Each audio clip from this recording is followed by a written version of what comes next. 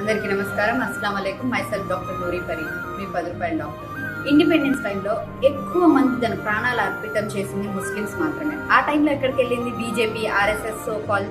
ఈ రోజు వచ్చేసి మాది హిందూ దేశం ఇలాంటి మాటలు మాట్లాడుతున్నారు.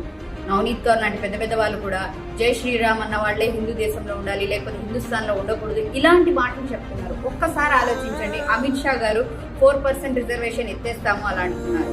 అలాంటి వాళ్ళతో కలిసి టీడీపీ పార్టీ వాళ్ళు పొత్తు పెట్టుకున్నారు. ఏ ముస్లిం అయినా సరే ఓటు వేస్తారా?